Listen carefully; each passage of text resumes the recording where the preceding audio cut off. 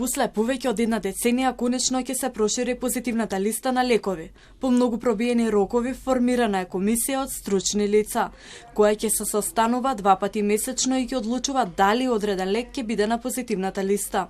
Но не се знае кога точно ќе започне да се ажурира листата. Тука не можеме да одредиме точен тајминг, овие работите нели спонтано ќе се одвиват по апликација на фармацевските компании.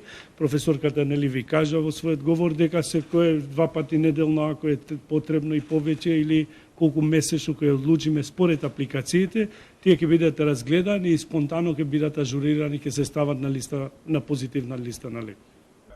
Комисијата ќе работи на тој начин што прво ќе ги разгледува апликациите од компаниите кои бараат нивниот лек да биде натовар на Фондот за здравство, а потоа нивните заклучоци ќе ги достават до Министерството за здравство и управниот одбор на Фондот за здравство, кои заедно треба да ја донесат конечната одлука дали лекот ќе е на позитивната листа. Председателката на стручната комисија, Шутуркова, вели дека со тоа што листата ќе се ревидира, после 13 години ќе имаме поголема достапност на иновативни лекови. Примената на овој правилник ќе овозможи на фармацевските компании, особено на иновативните компании, да регистрираат поголем број на лекови во Република Северна Македонија, со што ќе се овозможи достапноста на лековите до пациентите.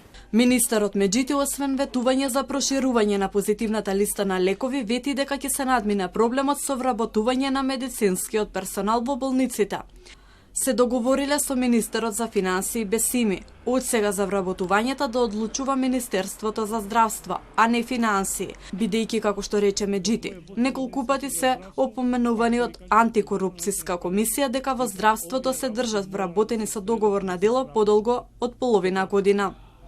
Министерот меѓутоа не ги заборави и пациентите со цистична фиброза, за кои кажат дека за нив ќе има најмодерен центар во регионот, во болницата во Козле, каде возрастните и децата ќе бидат во различни одели. Но прво треба да се направат рентгенски снимки со кои ќе се утврди кој ќе го добие лекот трикавта.